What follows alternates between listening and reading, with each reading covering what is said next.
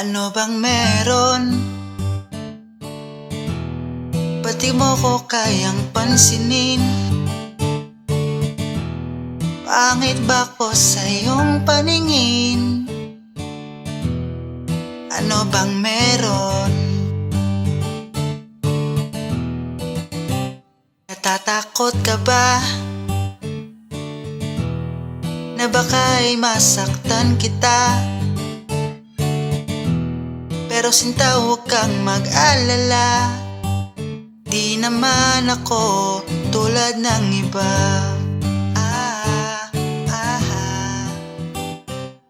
Wala man akong magagarang kotse, wala rin akong perang marami, pero ang kaya kong ibigay ay ang puso ko.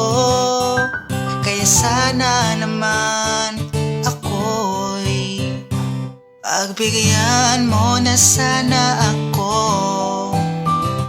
Di naman ako tulad ng inaakala mo. Di naman ako gwapo, wala rin auto, at ang kayang ibigay lang ay ang puso ko. Kaya wag mo na sana akong itaboy, kasi di naman ako fuckboy. Di naman ako fuckboy. Di naman ako. Nagsimula ito sa FB nang makita ko larawan mo. Akala ko anghel at nananaginip lang ako, kaya dali-dali at inadating kita. Lumipas ang ilang saglit at ako'y inaksep mo na. Nakituwa, bumilog ang mata, sobra ang saya. Agad akong nag-chat sa'yo para mapansin mo na naging magkaibigan tayo. Mabilis ang pangyayari, kaso ngalan lang iya. Nung ang feelings ko'y sinabi, sabi ko gusto kita. Di nagpaligoy-ligoy pa, kaso lang tumanggi ka. Kesyo may nalaman ka, mga palibalita lang na hindi naman totoo. Fuckboy, manluloko, tsaka sinungaling daw ako. Pagbigyan mo na sana ako.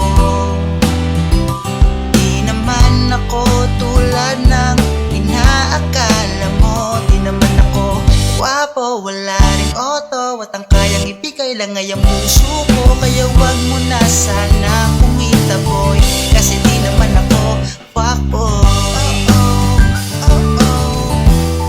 Di naman ako fuckboy.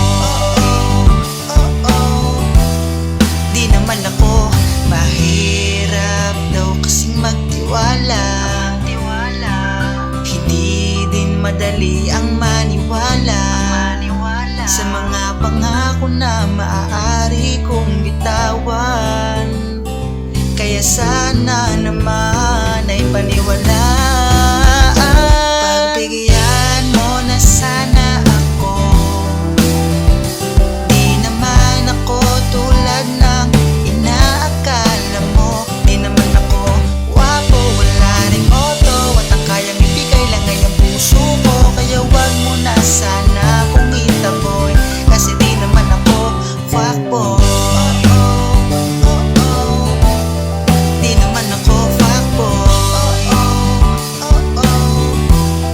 Di naman ako fuckboy. Di naman ako fuckboy.